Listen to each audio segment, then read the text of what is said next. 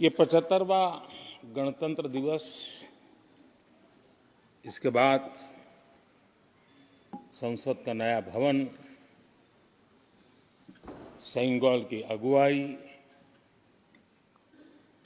ये सारा दृश्य अपने आप में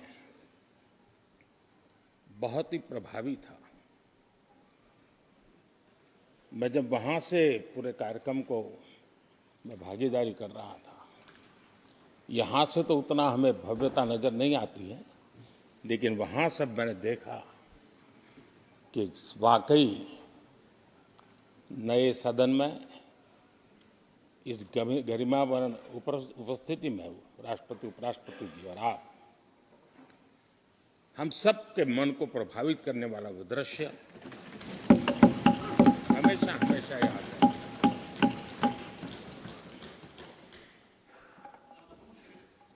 जिन माननीय करीब 60 से ज़्यादा माननीय सदस्यों ने राष्ट्रपति जी के आभार प्रस्ताव पर अपने अपने विचार रखे हैं, मैं विनम्रता के साथ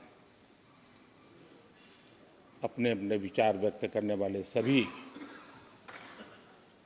अपने माननीय सांसदगण का आभार व्यक्त करता हूं। मैं विशेष रूप से विपक्ष ने जो संकल्प लिया है उसकी सराहना करता हूं। उनके भाषण के एक एक बात से मेरा और देश का विश्वास पक्का हो गया है कि इन्होंने लंबे अरसे तक वहां रहने का संकल्प ले लिया।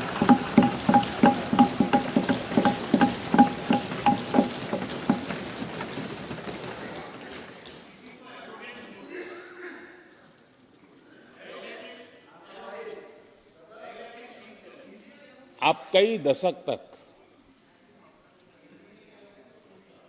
जैसे यहां बैठे थे, वैसे ही कई दशक तक वहां बैठने का आपका संकल्प, और जनता जनार्दन तो ईश्वर का रूप होती है, और आप लोग जिस प्रकार से इन दिनों मेहनत कर रहे हैं,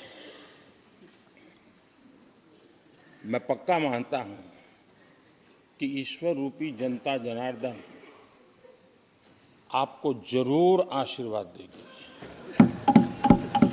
और आप जिस ऊंचाई पे हैं उससे भी अधिक ऊंचाई पर जरूर पहुंचेंगे और अगले चुनाव में दर्शक दिशा में दिखेंगे।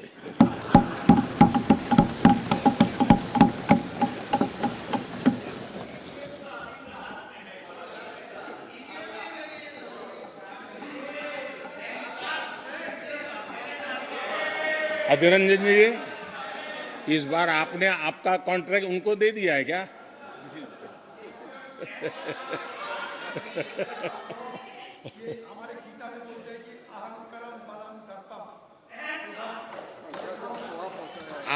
आपने इन्हीं चीजों को पचाया है।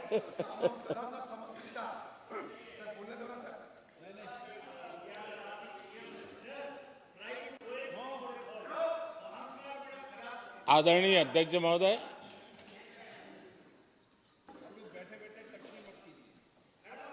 मैं देख रहा हूं कि आप में से बहुत लोग चुनाव लड़ने का हौसला भी खो चुके हैं, और मैंने सुना है बहुत लोग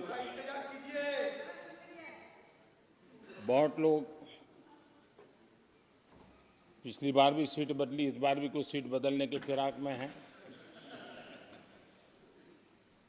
और मैंने सुना है बहुत लोग अब लोकसभा के बजाय राज्यसभा में जाना चाहते हैं। तो स्थितियों का आकलन करके वो अपना अपना रास्ता ढूंढ रहे हैं। आदरणीय अध्यक्ष जी, राष्ट्रपति जी का भाषण एक प्रकार से तथ्यों के आधार पर,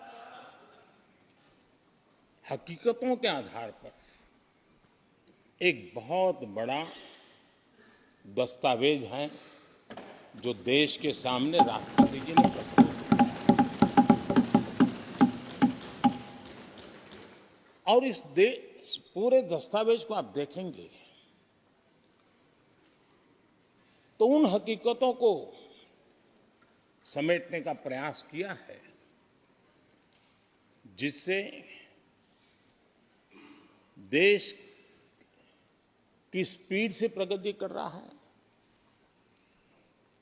किस स्केल के साथ गतिविधियों का विस्तार हो रहा है, उसका लेखा जोखा आदरणीय राष्ट्रपति जी ने प्रस्तुत किया है।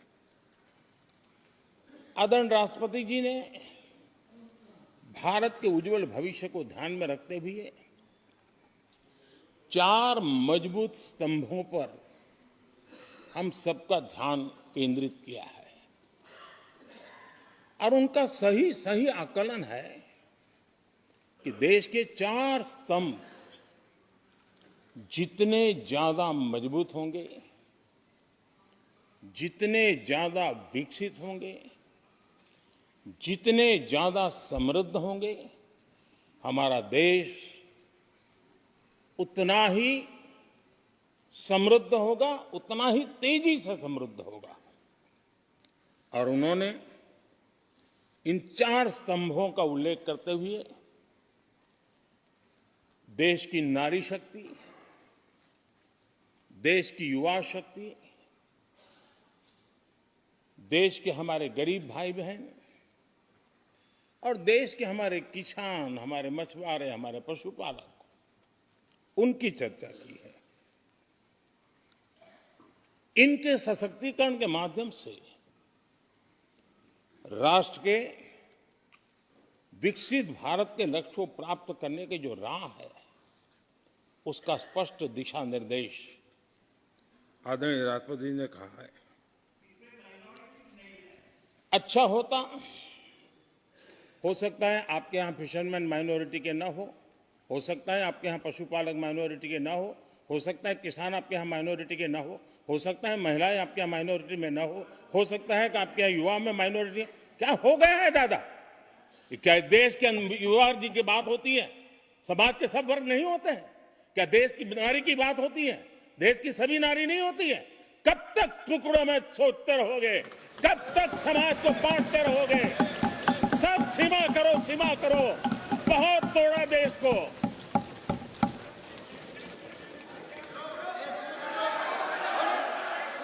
आदरणीय अध्यक्ष जी, अच्छा होता कि जाते जाते तो कम से कम इस चर्चा के दरमियान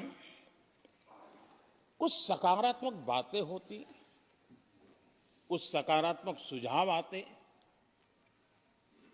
लेकिन हर बार की तरह आप सब साथियों ने देश को बहुत निराश किया, क्योंकि आपकी सोच की मर्यादा देश समझ पा रहा है और उसको बार बार दर्द होता है कि ये दशा है इनकी सोचने की मर्यादा इतनी है। आदरणीय अध्यक्ष जी, नेता तो बदल गए लेकिन टेप रिकॉर्डर वही बज रही है, वही बातें, कोई नई बात आती नहीं और पुरानी ढपली और पुराना राग वही चलता रहता है आपका। चुनाव का वर्ष था, थोड़ी मेहनत करते, कुछ नया निकाल करके लाते, जनता को जरा संदेश दे पाते, उसमें भी फेल गए आप। चलिए ये भी मैं सिखाता हूं। आदरणीय अध्यक्ष जी, आज विपक्ष की जो हालत होगी ना, इसकी सबसे दोषी कांग्रेस पार्टी है।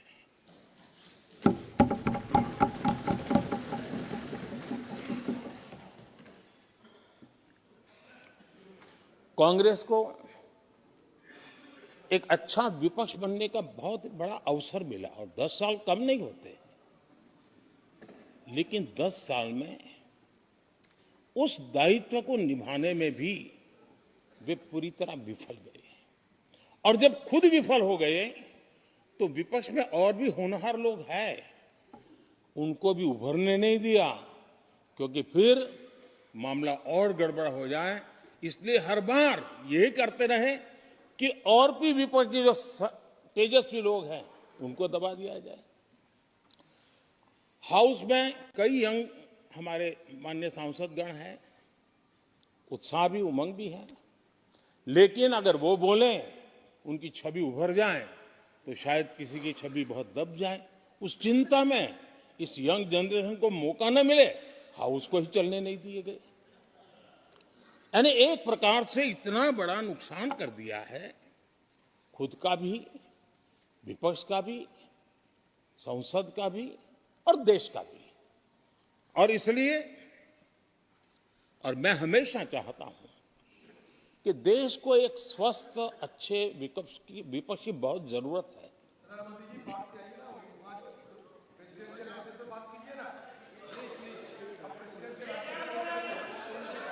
देश ने जितना परिवारवाद का खामियाजा उठाया है, और उसका खामियाजा खुद कांग्रेस ने भी उठाया है। अब अधीर बाबू की हालत हम देख रहे हैं, वरना ये समय था संसद में रहने का, लेकिन परिवारवाद की सेवा तो करनी पड़ती है।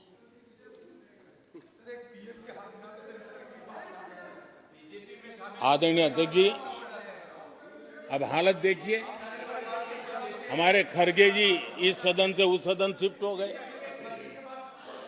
और गुलाम नबी जी तो पार्टी से ही शिफ्ट कर गए।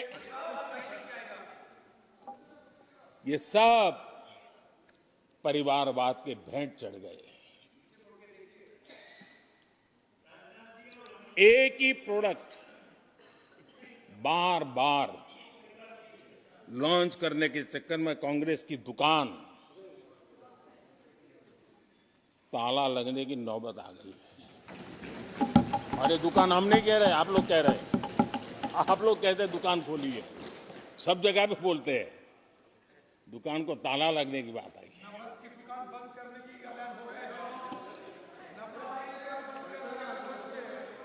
यहां हमारे दादा अपनी आदत छोड़ नहीं पाते हैं, वो वहां से बैठे बैठे कमेंट कर रहे हैं परिवारवाद की। मैं जरा समझा देता हूं, आज माफ करना अध्यक्ष महोदय, मैं जरा समय ले रहा हूं। आज हम किस परिवारवाद की चर्चा करते हैं? अगर किसी परिवार में अपने बलबूते पर जन समर्थन से एक से अधिक अनेक लोग अगर राजनीतिक क्षेत्र में भी प्रगति करते हैं, उसको हमने कभी परिवारवाद नहीं कहा है। हम परिवारवाद की चर्चा वो करते हैं जो पार्टी परिवार चलाता है, जो पार्टी परिवार के लोगों को प्राथमिकता देती है, जो पार्टी के सारे निर्णय परिवार के लोग ही करते हैं, वो परिवारवाद है। न राजनाथ जी की कोई पॉलिटिकल पार्टी है, न अमित शाह की कोई पॉलिटिकल पार्टी है। और इसलिए जहां एक परिवार को पार्टियां लिखी जाती हैं, वो लोकतंत्र में उचित नहीं है। लोकतंत्र में पार्टी अनेक, एक परिवार के 10 लोग राजनीति में आए, कुछ बुरा नहीं है। हम तो चाहते हैं नौजवान लोग आए।